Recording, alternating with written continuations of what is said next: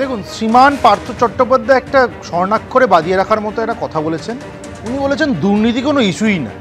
তো উনি যখন এটা বলেছেন প্রথমে আমার বিশ্বাস হয়নি, তারপর বুঝতে পারলাম যে তাহলে সত্যি যদি উনি ঠিক বলে থাকেন তাহলে বোধহয় বুড়ো বয়সে খেলনা নিয়ে বসে থাকাটা ইস্যু, সেই কারণে ওনাকে দল থেকে লাথি মেরে বার করে দিয়েছিল। কিন্তু তারপর দেখলাম যে না, তৃণমূল বোধহয় দুর্নীতির সঙ্গে সম্পৃক্তই হবে, কারণ জেল থেকে যখন পার্থ চট্টোপাধ্যায় বেরোলেন দেখলাম ওনার ভুঁড়ি গাল সবই চকচক করছে। তার মানে তৃণমূলের পার্থ চট্টোপাধ্যায় মুখে যাই বলুক না কেন, এরা জানে যেটা করেছে এরা মিলে ঝুলেই করেছে। বিষয়টা দেখুন, পুরনো এবং নতুনদের মধ্যে এই দ্বন্দ্বটা লাগানোর তো কোনো দরকারই ছিল না, তাদের মধ্যে ঝামেলা লাগিয়ে দিয়ে পুরো বিষয়টাকে ভেস্তে দাও। আর আপনি যেটা বললেন যে প্রশ্ন এই বাটপাত তৃণমূলীরা করছে যে বিরোধীরা প্রত্যেকবার সমস্যা করছে, তাই যদি হতো তাহলে সুপ্রিম কোর্ট কিন্তু আজকে এই কথাগুলো বলতো না। যেটা হয়েছে সেটা হচ্ছে সুপ্রিম কোর্টের রায় অমান্য করা হয়েছে, সুপ্রিম কোর্টের রায়কে ভেঙে চুরে একদম চুরমার করে দিয়ে নিজেদের ইচ্ছে মতো এরা কাজ করেছে, যাতে ব্যাপারটা আরও ভজঘট হয়ে যায়। এই পরিস্থিতিতে আমি মনে করি এসএসসি চেয়ারম্যানকে কলার ধরে একদম গাড়োতে ঢোকানো উচিত, কারণ সে ইচ্ছে করে মহামান্য সুপ্রিম কোর্টের রায়ও মানল না। তার মানে এরা কত বড় চোর, চিটিংবাজ, বাটপার। দর্শক বন্ধুরা ভাবুন, আলু পটল জিগের মতো যে চাকরিগুলো বিক্রি করেছে, এখনো তাদের প্রতি তারা কর্তব্যপরায়ণ।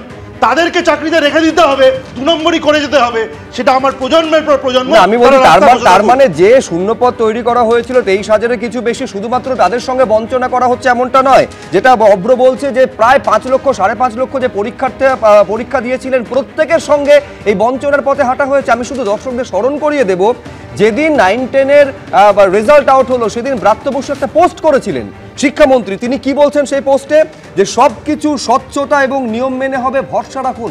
আমি বলছি সমীরদা, কার ওপর ভরসা রাখবেন এই পরীক্ষার্থীরা, এই চাকরিহারারা? এই এসএসসির ওপর? যে এসএসসি স্পষ্ট বলছে একেবারে কোর্টে যেটা মূল রায়, সেই রায় মানা হয়নি, রায় কার্যত ভায়োলেট করেছে, এই এসএসসির ওপরে ভরসা রাখবে পরীক্ষার্থীরা, চাকরিহারারা? দেখুন, সুপ্রিম রায়ে যে 2016 সালের পরীক্ষার্থীরা, যোগ্য প্রার্থীরা, মানে যাদের 26,000 চাকরি চলে গিয়েছিল, কোর্টের রায়ে আবার একটা পরীক্ষা পদ্ধতির মাধ্যমে একটা মানবিক দৃষ্টিভঙ্গিতে একটা পরীক্ষা নিয়ে সমস্ত যারা চাকরি চলে যায় তাদেরকে একটা ব্যবস্থা করা হয়, এবং স্বাভাবিকভাবে 26,000-এর চাকরি চলে যায়। এবং জানেন আপনারা, সরকার নতুনভাবে পোস্ট তৈরি করে 11 এবং 12-এ 12,400 সামথিং, আর 9-10-এর ক্ষেত্রে 23,212, যেটা আপনি বলছেন।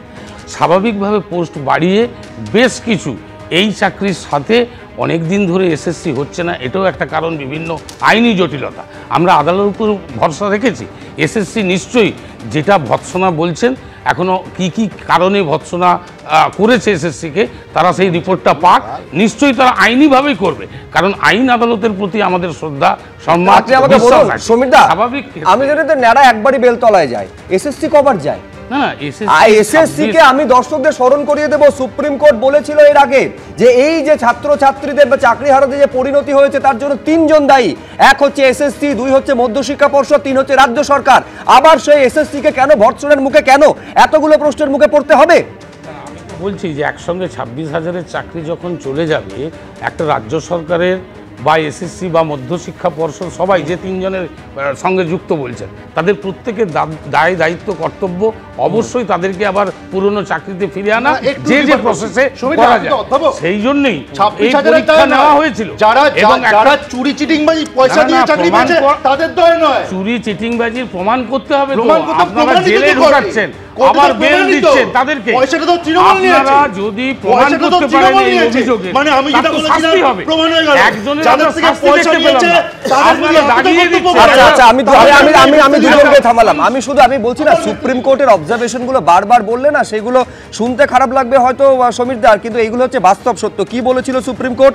পুরো বাছাই প্রক্রিয়া কলঙ্কিত এবং সমাধানের বাইরে, বৃহত্তর পরিসরে জালিয়াতি হয়েছে, দুর্নীতি ধামাচাপা দেওয়ার চেষ্টায় পুরো নিয়োগ প্রক্রিয়া অপূরণীয়ভাবে কলুষিত করা হয়েছে। এরপরেও সমীরদা দুর্নীতি হয়েছে বলে সেটার প্রমাণ চাইছেন, কিন্তু আমি বলছি নিয়োগ বিধি, এই যে নতুন নিয়োগ বিধির কথা কোথাও মূল রায়ে বলা হয়নি। এইটা স্কুল সার্ভিস কমিশন করেছে, এইটা সুপ্রিম কোর্ট বলছে। কি রয়েছে নতুন নিয়োগ বিধিতে, কোথায় পুরনো নিয়োগ বিধির বদল করা হয়েছে, এটা আপনাদের সামনে একবার তুলে ধরার চেষ্টা করব। কি রয়েছে নতুন নিয়োগ বিধিতে? নতুন নিয়োগ বিধিতে রয়েছে একেবারে লিখিত পরীক্ষা, যেটা ছিল 55 নম্বরে, সেটা করা হয়েছে 60।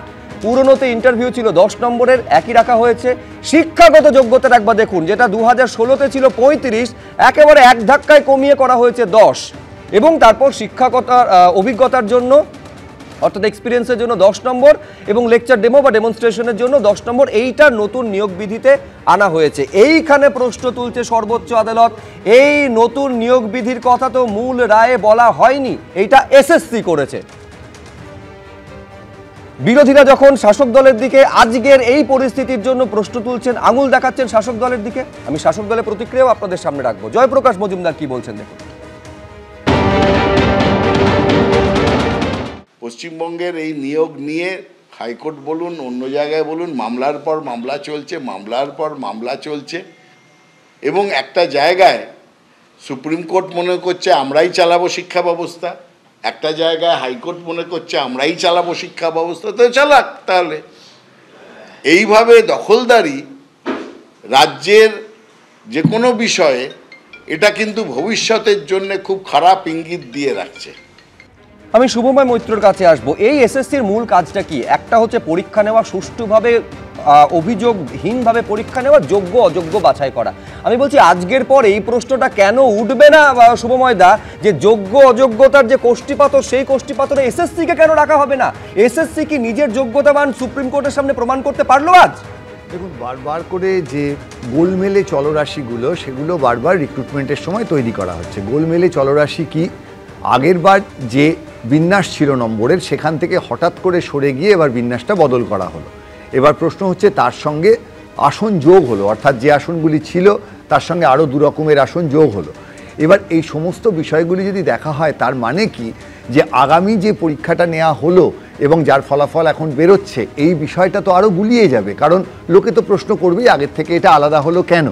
একটা টাইট সিচুয়েশনের মধ্যে, যেখানে প্রচুরভাবে রাজ্য সরকার প্রশ্নের মুখে পড়ছে, দুর্নীতি এবং দুর্বৃত্তায়নের বিষয়গুলো প্রমাণ তো আর এটা পিথাগোরাসের উপপাদ্যের মতো করা যাবে না যে a² + b² = c², অন্য দল এসে প্রমাণ করে দিলেন। কিন্তু মোটামুটি মানুষ বিশ্বাস করছেন যে ব্যাপক দুর্নীতি হয়েছে। সেই জায়গায় দাঁড়িয়ে হঠাৎ করে নম্বর বদলে দেয়া এবং যে 10 নম্বর শিক্ষাগত যোগ্যতা, এই গোটা বিষয়গুলি করে, অর্থাৎ আইনি যে উচ্চতম আদালতের ব্যাখ্যা, সেটা রাজ্য সরকার মানলেন না।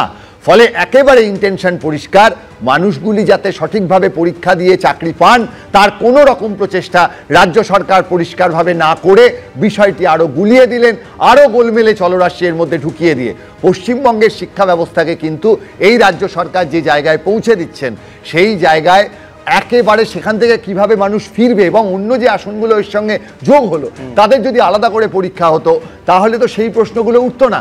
অর্থাৎ আবার সব কিছু কিন্তু যে জটের মধ্যে পড়ে গেল, এর থেকে মুক্তির উপায় কিন্তু জানা নেই। এবং বারবার করে যেটা বলতে হবে, উচ্চতর এবং উচ্চতম আদালত, যোগ্য অযোগ্য আলাদা করার কোনো চেষ্টা কমিশনের তরফে করা হয়নি। এবং এই 2016 জন্য আলাদা পরীক্ষা নেওয়া বা নতুনদের জন্য আলাদা পরীক্ষা নেওয়া, এটা করলে একেবারে দুধ কা দুধ পানি কা পানি হতো, কোনো বিতর্কের অবকাশ পর্যন্ত থাকতো না।